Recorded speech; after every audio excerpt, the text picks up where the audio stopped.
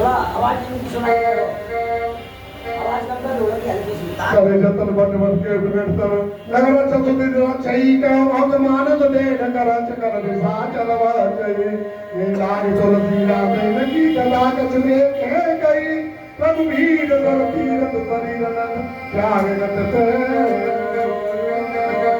गुरु रखवारे देख बहु कब मन की विचार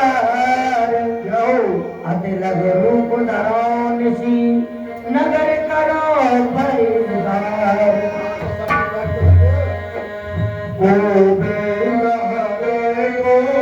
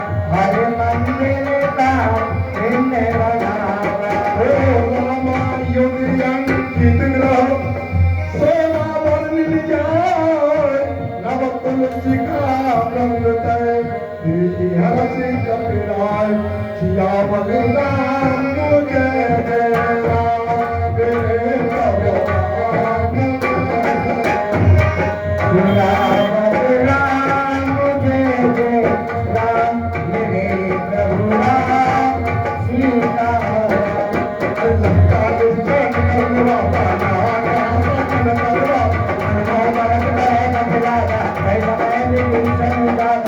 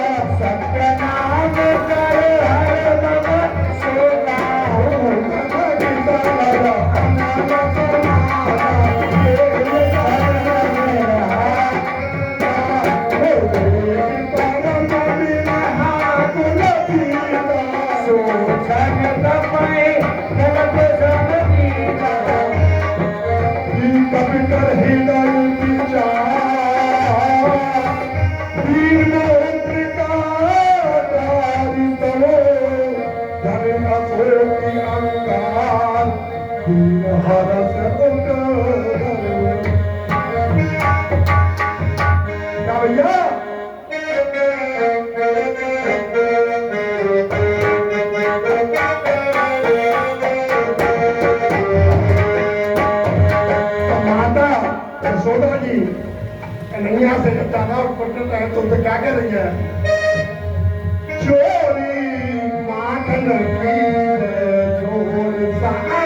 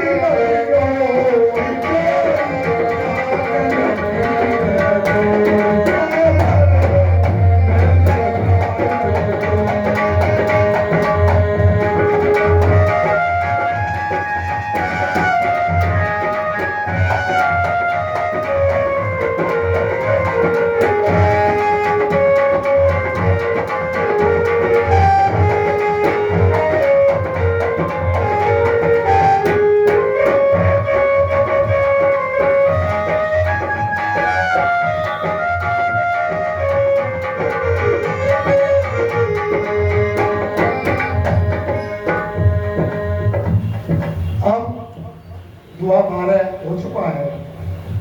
अब आप बता सकते हैं कि ये हमारा सुंदरकांड कहाँ पे चल रहा है?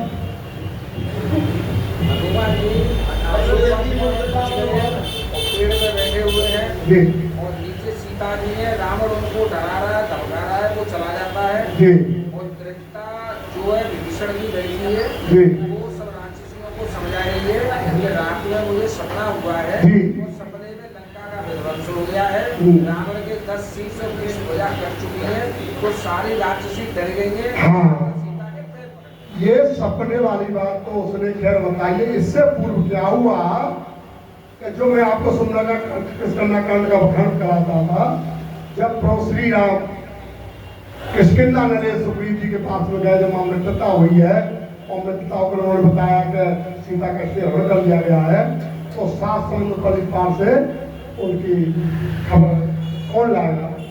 तो वहां पर कहते नहीं है एक मीटिंग में बुजुर्गों का होना आवश्यक।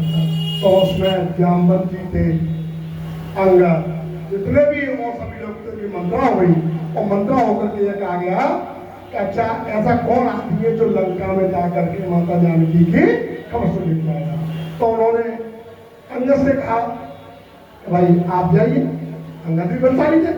उन्होंने कहा मैं जा तो सकता हूँ परंतु मुझे बाप से आने में शंका है। तो बोले नहीं, शंका वाला मामला तो गड़बड़ है।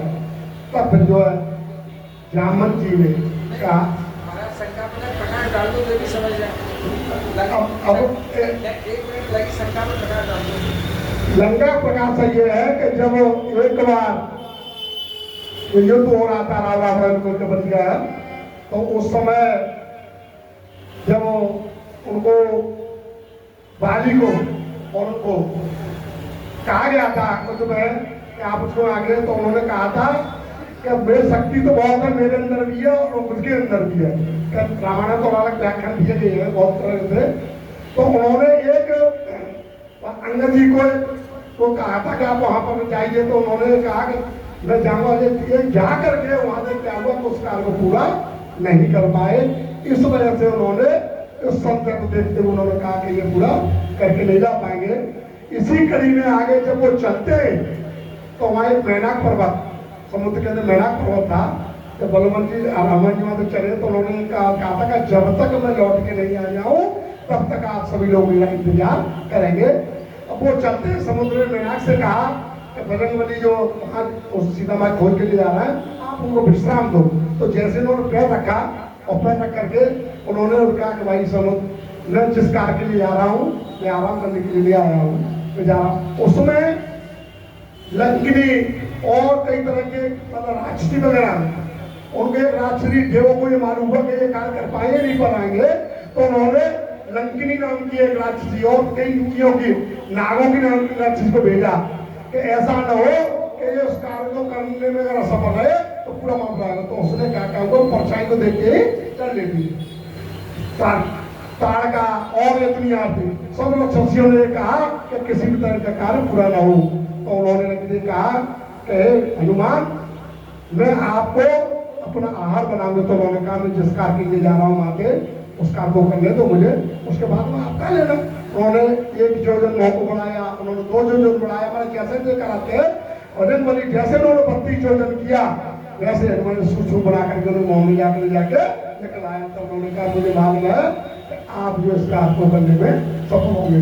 इसके बाद में क्या हुआ, जब लंका पहुंच जाते हैं और पहुंच करके उन्होंने देखा कि पहले अशोक वाटिका, पंडित जी पहले अशोक वाटिका जाने से पहले उन्होंने सूक्ष्म रूप बना करके इसमें आया है, उन्होंने पहले भ्रमण किया। तो जब वो भ्रमण कर रहे थे तो उन्होंने देखा कि रावण के जो राक्षसों के यहाँ पे कहीं पे किसी राम नाम नहीं था, मतलब एक घर पे राम नाम की ध्वजा फहरा दी। वो मालूम किसका घर था, विभीषण जो रावण के जुबान थे। उन्होंने देखा कि यहाँ कोई राम भक्त है, तो उन्होंने विभीषण जाके कहा कि प्रभु किस तरीके से, उन्होंने कहा भैया आप कैसे, उन्होंने पूरी व्याख्यान बताई शॉर्ट में। तो उन्होंने कहा भैया हम तो यहाँ बहुत बुरी तरह रहते, तुम कैसे आ गए यहाँ पर। बोले नहीं प्रभु मैं तो केवल यहाँ ऐसे भ्रमण करने आया था। तो बोले भैया आप यहाँ से जाइए, रावण को मालूम पड़ गया बहुत कुछ कर देगा, हम तो वैसे डर के रह रहे हैं। इसी बीच जब वो जाते हैं तो आपको बता दूं कलयुग में एक ये भी व्याख्यान दिया है, जब हनुमान जी घूम रहे थे तो रावण ने आज के कलयुग के राजा शनिदेव को भी बंधक बना करके रख लिया। जब उन्होंने ताके देखा तो शनिदेव भी तुरंत देख के एकदम बोले आप कौन, बोले शनिदेव। हनुमान जी बोले भैया उनसे तो अलग ही रहना चाहिए। बोले नहीं मुझे मालूम है आप किस लिए, आपको मुझे यहाँ से कैसे मुक्त करो। तो उन्होंने बजरंगबली ने कहा कि ठीक है हम तो आपको मुक्त कर देंगे, परंतु आपको भी हमको एक वचन देना पड़ेगा। तो प्रभु आपको साधु भक्तों इस कलयुग में उन्होंने एक वचन दिया था कि जहाँ पर भी रामचरितमानस सुंदरकांड पाठ का आयोजन हो रहा होगा, कहीं हो रहा होगा, तो मेरी जो भैया से साढ़े साथी से जिन लोगों पे हो चढ़ रही है वो उससे बिल्कुल वंचित रहेंगे। तो कलयुग में सुंदरकांड का विषय महत्व और यह विशेष का संग्राम की दिन। तो वहां से जब वो आ जाते लौट करके अशोक वाटिका में आते हैं और अशोक वाटिका में आकर के वो ये देखते हैं कि मैं तो मालूम हूँ माता सीता के सामने जाऊंगा तो वो एकदम डर जाएंगी। तो उस अंगूठी को देख करके, अच्छा ये बताइए जब वो चले थे वहां से तो उन्होंने प्रभु श्री राम से कहा था कि मुझे कुछ कोई चिन्ह दे दीजिए जिससे वो पहचान लें। तो वो क्या दिया था, तो वो क्या दिया था, नहीं अंगूठी। अब वो हाँ तो अंगूठी दी थी, उस अंगूठी को लेकर के और वो जब सीता माता का जब समय भाव है इस वजह से बता रहा हूं, उन्होंने माता जानकी के सामने डाल दिया। उसे देख करके वो अचंभित हो रही है और आओ करके तो क्या कर रही है,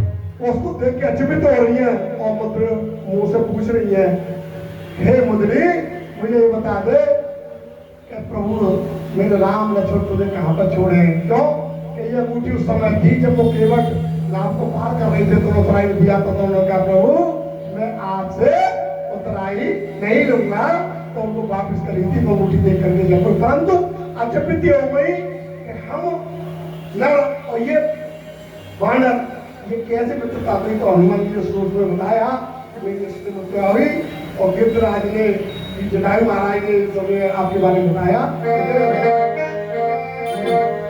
और तब देखी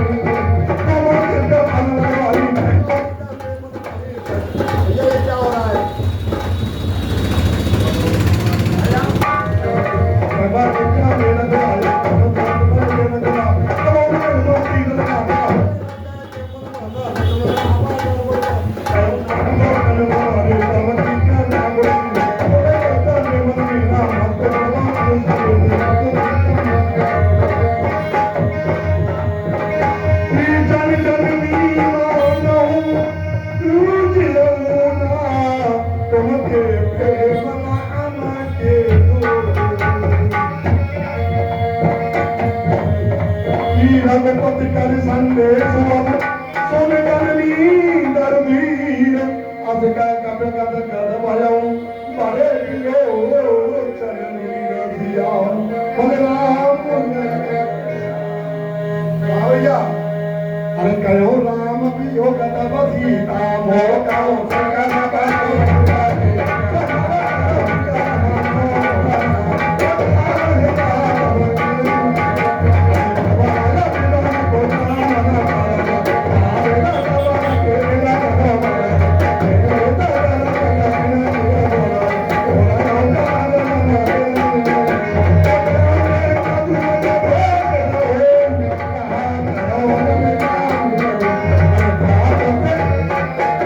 Oh,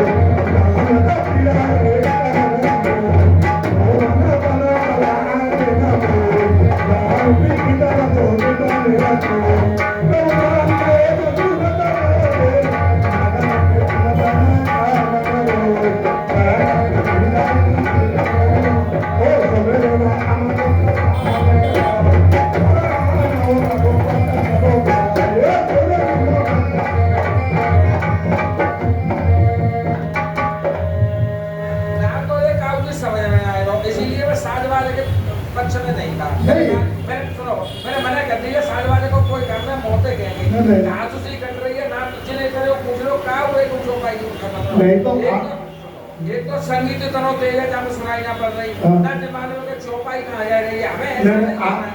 अच्छा संगीत को करो करो ताकत समझ में आवे नहीं आप वो धीरे धीरे बोलो निश्चर निकर पपले देखने वाला बहुत कोई हर संगीत के शुरू के पक्ष में नहीं था संगीत को हमें नहीं चाहिए था कि हमें बिना संगीत को धीरे धीरे पंडित जी गुलाब में बैठ वो करने पंडित जी कहाँ जाते ये बोलता आप लोग भाई जब ऐसा है मेरी बात सुनो जब आप बोल ही नहीं पा रहे हैं तो जाके करा रहे हो नहीं सुंदर कांड अपने साथ से पहले नहीं होगा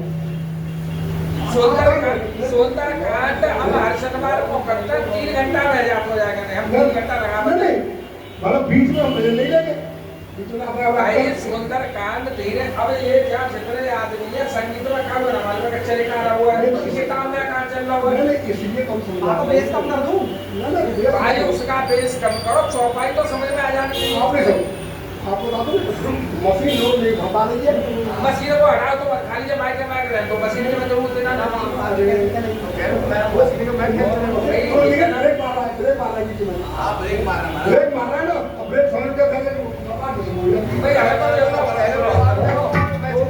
क्या हुआ मैं देख पा रहा हूँ